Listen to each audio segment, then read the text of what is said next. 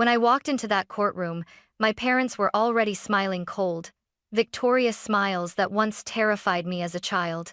They thought they'd won before the trial even began. After all, who would believe me, the daughter they'd abandoned 20 years ago, over them, the glamorous Whitmores everyone adored on TV? But this time, the game was different. My grandfather, the only person who ever truly loved me, had died, leaving his billion-dollar estate entirely to me. And now, the people who once left me crying on his doorstep were suing me for it. As I stood before the judge, my heart pounded. Then he looked up, studying me for a long moment. Suddenly, his eyes widened. "Wait," he said, his voice trembling. "You're her?" The room fell silent. My parents' smug expressions cracked because they realized the truth was about to destroy their perfect lie. I was 5 years old the day my parents vanished from my life. The sun in Santa Barbara was cruel that afternoon, too bright, too hot, burning everything it touched except the part of me that went cold. My mother, Victoria, knelt in front of me in her white summer dress, her perfume heavy with lilac and lies. "Be good for Grandpa, okay, darling?" she said, forcing a smile. Her lipstick was too red, her eyes too dry. My father, Charles, stood beside the car, tapping the hood impatiently. "Vic, let's go. We'll miss the flight." "Flight?" I asked, clutching the hem of her dress. "Where are you going? Can I come?" She froze for a heartbeat. "It's just a short trip, sweetheart. We'll be back before you know it." But even at 5, I heard the tremor in her voice. She didn't hug me. She kissed the air near my cheek, her earrings brushing my face. Then she turned and walked away, heels clicking like a countdown. The car door slammed, the tires spun on the gravel, and their silver convertible disappeared behind the tall iron gates. I ran after it until my lungs screamed, until my small legs gave out. The scent of dust and gasoline filled my nose. I screamed for them, but the only answer was the wind and the distant cry of seagulls. Then a hand rested on my shoulder, steady, warm, grounding. Grandpa Henry knelt beside me. He wasn't the kind of man who spoke in rushes. Every word he said carried the weight of truth. His gray eyes softened as he brushed the dirt from my knees. "They don't know what they've lost, sweetheart," he murmured, his voice trembling just slightly. "But you," he paused, lifting my chin so I'd meet his gaze. "You will never be unwanted again." He scooped me up in his arms, as if I weighed nothing, and carried me back toward the mansion. I remember resting my head against his shoulder, listening to the steady beat of his heart. It was the first time I'd felt safe that day. That night, I sat in the enormous kitchen, swinging my legs from the high stool as he made me cocoa himself. No servants, just him. "You like extra marshmallows, right?" he asked with a small smile. I nodded through the tears that wouldn't stop. When he tucked me into bed, the house felt too big, the silence too deep. The ticking of the grandfather clock sounded like footsteps that would never return. "Will they come back for me?" I whispered. He hesitated, then smoothed my hair. "Some doors, my dear Emma, once closed, should stay that way." Before he turned off the lamp, he added quietly, "But you'll never have to chase love again. From now on, it lives right here." And as the shadows stretched across the room, I clutched his hand and believed him. That was the night I stopped waiting for my parents and started belonging to someone who never left. Life with Grandpa Henry was nothing like the movies made about billionaires. His mansion sat on the Santa Barbara cliffs, overlooking the Pacific like a quiet fortress. But inside, there were no glittering parties or endless staff rushing about. Instead, there was structure, discipline, and most of all purpose. He woke me at 6 every morning. "Up, Emma. The world doesn't wait for the lazy," he'd say, knocking gently on my door. I would drag myself to the kitchen, where he'd already be seated with his black coffee and a newspaper spread across the marble counter. "Read this," he'd say, pointing at the headlines. "Then, tell me what they're not saying." At first, I didn't understand.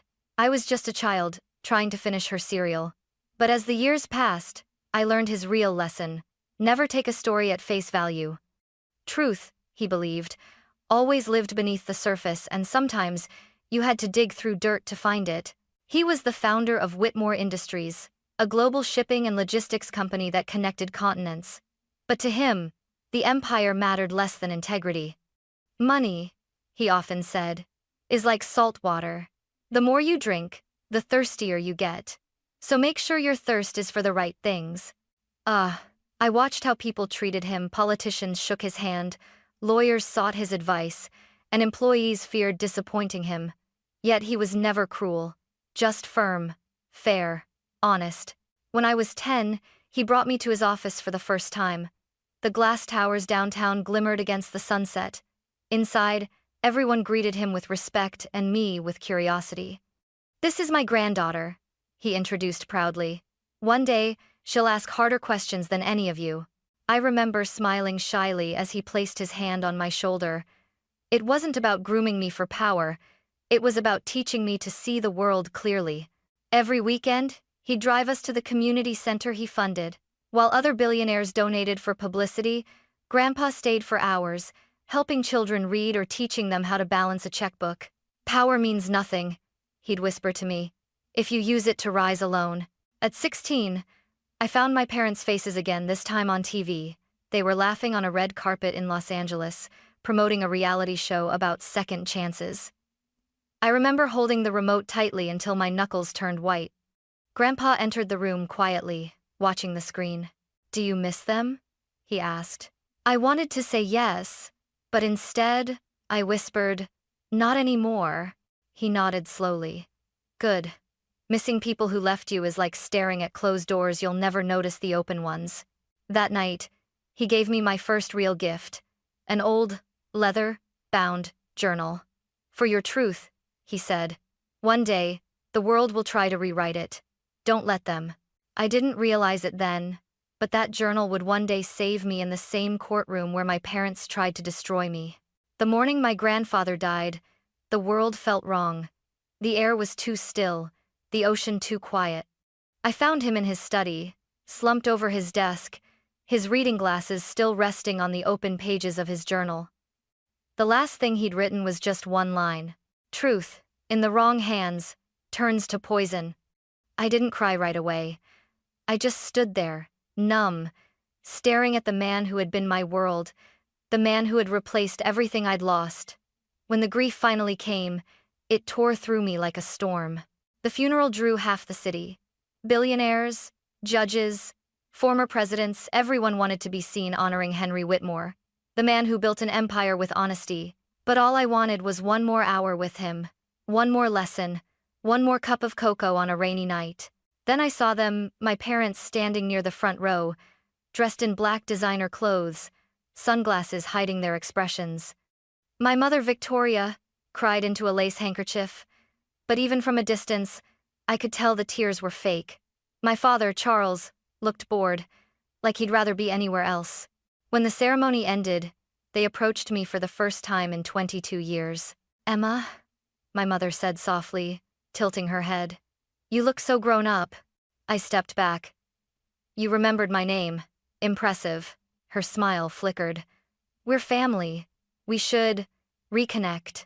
"Family?" I echoed. "You left me with him like luggage you didn't want to carry." Charles's jaw tightened. "You always were dramatic."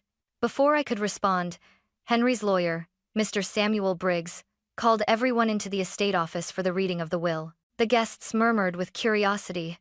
My heart hammered against my ribs. Samuel cleared his throat. "The late Judge Henry Whitmore leaves all assets, including the Whitmore mansion, businesses, and liquid holdings, to his granddaughter, Emma Whitmore." The room went silent. My mother gasped. "That's impossible." Charles slammed his palm against the table. He was old. He wasn't thinking clearly. "But," Samuel continued, his voice firm, "he also left a note to his son and daughter-in-law. It reads, 'Those who walk away from truth for comfort have already forfeited their inheritance.'" Victoria's lips parted, her voice trembling. "He can't do this. We're his children." Samuel looked directly at her. "He already gave you everything that mattered, a chance to be decent. You wasted it."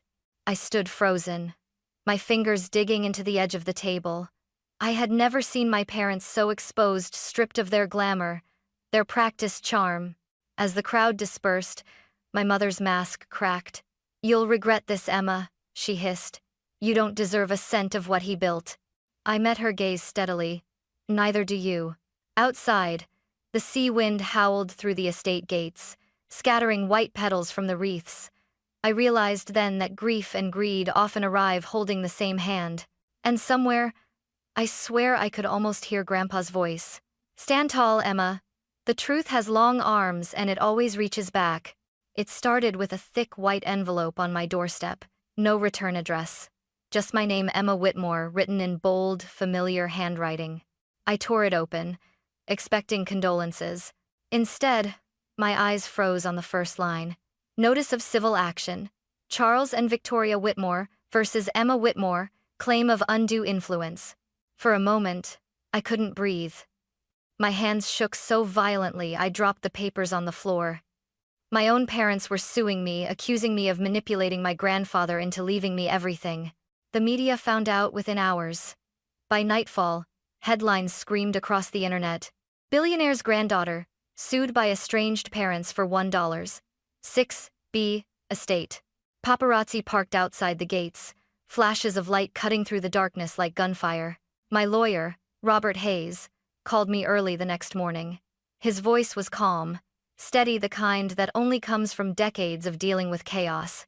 Emma, they're moving fast. Their attorneys filed in Los Angeles County. Your father still has influence there. Of course he does, I muttered. He always did, just never where it mattered. When we met in Robert's office later that day, he slid the documents toward me. They're claiming you isolated your grandfather in his final months. They say you controlled access, interfered with his doctors, and coerced him to alter the will. I laughed bitterly. Controlled access? He was the one protecting me from them. Robert sighed. Emma, I've seen nasty inheritance battles, but suing your own child? That's a new level. They're not my parents, I said quietly. They're strangers who share my blood. Still, I couldn't stop thinking about Grandpa's last few weeks, the quiet dinners, his tired smile, the way his hand trembled when signing letters. I wondered if he knew they'd come after me. Maybe that's why he left the journal. Maybe that was his warning. 2 days later, a tabloid reporter ambushed me outside a cafe. Emma, is it true you brainwashed your grandfather? Did you threaten him? I stopped walking, turned toward the cameras, and said evenly, if loving the man who raised me is a crime, then I'm guilty. The next morning, my phone buzzed with a blocked call. Enjoying your fame? My mother's voice purred. Why are you doing this? I asked. Because you took what's ours, she said coldly. You stole our life. Now we'll take yours. Then she hung up. That night, I sat alone in the study, staring at Grandpa's old desk, the same one where he'd taught me to read legal documents. His photo stood beside his leather journal. I opened it, tracing the faded handwriting. When the truth is tested, stand still. Let them attack, they'll only wound themselves. I closed the book and exhaled. The fear was still there, but underneath it burned something stronger: resolve. They wanted war? Then they'd just declared it against the wrong Whitmore. The day of the first hearing arrived under a sky that looked bruised gray clouds pressing low over Los Angeles. Reporters lined the courthouse steps like vultures waiting for something to die. Maybe it was my reputation. Maybe it was theirs. Inside, the courtroom smelled of wood polish and tension. My parents sat at the plaintiff's table, perfectly staged for the cameras, my mother in a fitted black dress, my father in a tailored navy suit. They didn't look like grieving family. They looked like actors rehearsing for revenge. When I entered, whispers filled the gallery. That's her, the granddaughter, someone murmured. My heels clicked against the marble floor, each step steady, though my hands were trembling inside. Robert leaned close and whispered, Stay calm, Emma. Let the evidence speak for itself. At the bench sat a middle-aged man with silver hair and sharp, knowing eyes. Judge Marcus Nolan. His presence filled the room even before he spoke. When our eyes met, something flickered across his face. Recognition, disbelief, maybe both. He removed his glasses slowly. Miss Whitmore, he said, his voice softer than expected. Would you please approach the bench for a moment? My stomach twisted as I stepped forward. The courtroom hushed. When I stopped before him, he studied me for a long moment. Then he said quietly, almost to himself, You're Henry Whitmore's granddaughter. Yes, Your Honor, I replied. He nodded once, his expression shifting from surprise to solemn respect. I clerked for your grandfather, years ago. He once told me, if my granddaughter ever stands in your courtroom, listen carefully because she'll be telling the truth. A ripple of gasps spread through the gallery. Behind me, my mother's composure cracked. My father's jaw tightened. Judge Nolan straightened. Proceed, he said, but his tone carried an undercurrent. My parents' attorney clearly noticed, one that said integrity still means something here. Their lawyer, a slick man named Elliot Graves, wasted no time twisting the knife. Your Honor, he began smoothly, this young woman systematically alienated her elderly grandfather, restricted his communication, and manipulated his estate planning. We will prove her actions were fraudulent. Robert stood calmly. We welcome the chance to disprove every word, Your Honor. Then Graves smirked. She's quite composed for someone accused of stealing $1 billion. I met his eyes and said evenly, composure isn't guilt, Mr. Graves. It's confidence in the truth. A murmur of approval rippled through the observers. Even Judge Nolan's mouth twitched in what might have been a restrained smile. As the proceedings began, they tried everything. Twisted emails, misquoted letters, cherry-picked statements from staff, but each time, Robert countered with documented proof, clear timelines, and witnesses loyal to Grandpa's name. Still, the worst came when my mother took the stand. Her voice trembled perfectly. We only wanted to reconnect with our daughter, she said tearfully, dabbing at her eyes. But, Emma, she pushed us away. She isolated him. We were just trying to protect Dad's legacy. Her words dripped poison, and I could almost hear Grandpa's warning echoing in my head. Truth, in the wrong hands, turns to poison. But as I watched the judge's expression harden, I realized something: poison only works if it's swallowed. And I wasn't about to drink it. By the second day of the hearing, the courtroom had turned into a battlefield. My parents' lawyer strutted across the floor like a peacock, waving papers and dramatizing every sentence as if we were on live television. But I wasn't there to perform, I was there to end this. Robert rose slowly, adjusting his tie. Your Honor, he said, his voice calm but firm. The defense would like to submit additional exhibits, medical evaluations, witness statements, and the late Judge Whitmore's personal correspondence. Ed 1. The moment the word correspondence left his lips, my mother stiffened. She knew exactly what that meant. Judge Nolan gestured. Proceed. Robert handed him a thick file, and then nodded to me. Miss Whitmore, please take the stand. My heart pounded as I walked forward, my heels echoing on the marble floor. I had rehearsed this moment 100 times. But when I sat down and looked at my parents, the two people who gave me life and then tried to destroy it, my throat tightened. Robert placed the first letter on the evidence screen. Grandpa's handwriting appeared, neat and unwavering. To my dearest Emma, you were never my obligation. You were my choice. If ever you find yourself standing against those who abandoned you, don't hate them. Let the truth defend you. It always will. A hush fell over the room. My mother's perfectly painted expression faltered. My father stared down, jaw clenched. Robert continued, These letters span 10 years, each one affirming Judge Whitmore's mental clarity, affection, and deliberate intent to entrust his granddaughter with his estate. The plaintiff's attorney jumped to his feet. Objection, Your Honor. These so-called letters are emotionally manipulative. They prove nothing. Overruled, Judge Nolan said sharply. The deceased's intent is precisely the matter under review. Continue, Mr. Hayes. Robert gave me a small nod. It was my cue. I took out the leather-bound journal Grandpa had given me when I turned 16. Its pages were worn, its spine cracked from years of use. This, I said softly, was my grandfather's diary. He wrote in it every night until the week he died. End quote. I flipped to the last entry. The ink was faint but steady. My son and his wife live for appearances. My granddaughter lives for truth. The estate must go to her not as a reward, but as a safeguard. She carries my conscience where I can no longer carry it myself. The silence that followed was heavy, sacred. My mother's mask finally broke. He was sick! He didn't know what he was saying, she shouted, rising from her seat. She brainwashed him. Judge Nolan slammed the gavel. Mrs. Whitmore, sit down. Now. Her outburst echoed against the wooden walls before fading into nothing. I looked at her, at the woman who gave birth to me, but never really saw me, and said quietly, "No one brainwashed him, Mother. He just finally saw who you really were." And as I said it for the first time in years, I felt like his granddaughter again, not their pawn. The third day of the trial felt like the longest day of my life. Every breath, every whisper, every creak of a chair echoed inside my skull like thunder. I sat at the defense table, my fingers intertwined tightly in my lap, staring straight ahead. Across from me, my parents whispered to their lawyer, their once confident smirks now brittle and strained. Judge Nolan entered the courtroom, robes swaying, expression unreadable. The audience hushed instantly. He took his seat, shuffled the papers before him, then looked at me.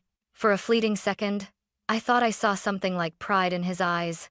"This court," he began, "has reviewed all submitted evidence, testimonies, and correspondence of the late Judge Henry Whitmore." His tone was calm, measured, the kind of voice that could slice through lies without raising in volume. "What I see before me is not a case of manipulation, it is a case of misplaced greed." A soft murmur rippled through the room. My father's jaw tightened, my mother's hands began to tremble. "The plaintiffs," Nolan continued, "have failed to provide evidence that the defendant exercised undue influence. On the contrary, the deceased's own letters, medical reports, and will demonstrate deliberate, sound judgment." He paused, eyes sweeping over my parents. "Therefore, the court dismisses the plaintiff's claims in their entirety. The will of Judge Whitmore stands. The estate belongs to Miss Emma Whitmore." For a heartbeat, there was silence. Then reporters gasped, pens scratching, cameras flashing. But I didn't move. I just sat there, frozen, my pulse echoing in my ears. Judge Nolan looked directly at my parents. "Justice," he said clearly, "does not side with blood, it sides with truth." My father slumped back in his chair as if the words had physically struck him. My mother stared at the floor, lips parted but speechless. The gavel came down, a single, sharp crack that felt like the end of a war. When I finally stood, my knees nearly buckled. Robert touched my shoulder lightly. "It's over," he whispered. "You did it." But it didn't feel like victory, not the way people imagine. It felt hollow, like standing among ruins after the fire dies. As I turned to leave, my mother's hand shot out, gripping my wrist. Her nails dug into my skin. "You think this makes you better than us?" she hissed. "You'll regret this, Emma. You'll end up alone just like him." I met her eyes, calm but unflinching. "I'd rather be alone than empty," I said, pulling free. Outside, the sunlight hit me like a cleansing flame. The crowd surged forward, microphones thrust in my face, questions overlapping. "How does it feel to win? What will you do with the money?" I stopped on the courthouse steps, the California breeze tugging at my hair. "It wasn't about money," I said quietly, just loud enough for the cameras to catch. "It was about truth." That night, I sat by Grandpa's portrait, the verdict papers beside me, and whispered, "You were right. The truth really does have long arms." And today, it finally reached back. Weeks passed after the verdict, but peace didn't come easily. Reporters eventually moved on to the next scandal, yet the silence that followed felt deafening. The estate was legally mine now, the mansion on the cliffs, the companies, the legacy, but without Grandpa. It all felt like a museum of ghosts. Every night, I walked through the long hall, lined with his portraits, hearing echoes of his voice in the creak of the floorboards. Power means nothing if you can't sleep with your conscience. For the first time, I slept without fear but not without ache. Then, one late evening, as the sun melted into the Pacific and painted the sky in shades of crimson, my phone rang. The screen flashed an unknown number. I hesitated before answering. "Hello?" A pause. Then a trembling voice. "Emma?" It was my father. For a moment, I couldn't breathe. The same man who'd screamed at me in court now sounded smaller, fragile.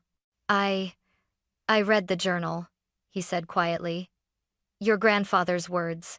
I didn't want to believe them, but I couldn't stop." His voice cracked. "He wrote that I lost my way, that I stopped being his son long before he wrote his will." I closed my eyes. He also wrote that it's never too late to do what's right. He exhaled shakily. I don't deserve forgiveness, Emma. But I needed you to know. I'm sorry. For everything. For leaving you. For blaming you. For being the kind of father he warned you about. His confession hung in the air like something fragile. Something sacred. For a long moment, neither of us spoke. I stared at the garden through the window, the same one Grandpa had planted for Grandma decades ago, and I felt the wind stir through the roses. I don't know if I can forgive you, I whispered. But I know Grandpa would have wanted me to try. I'll take that, he said softly. It's more than I deserve. Before he hung up, he added, You remind me of him, you know. The way you stand your ground. After the call ended, I sat there for a long time, staring at the horizon. The world was quiet again, not heavy this time, but healing.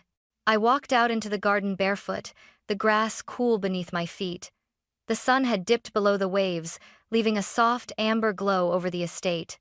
In my hands, I carried Grandpa's old journal. I flipped to the final page, where his last words were written in faded ink. True justice isn't found in the courtroom, but in the hearts of those who keep believing in it. I smiled through the tears that finally came. I believe, Grandpa, I whispered. I always will. Somewhere in the wind, I could almost hear his reply, calm, proud, and gentle. Then I can finally rest, my girl. And as the ocean breeze swept through the roses, I realized something beautiful. Justice had been served, but forgiveness, that was the real inheritance.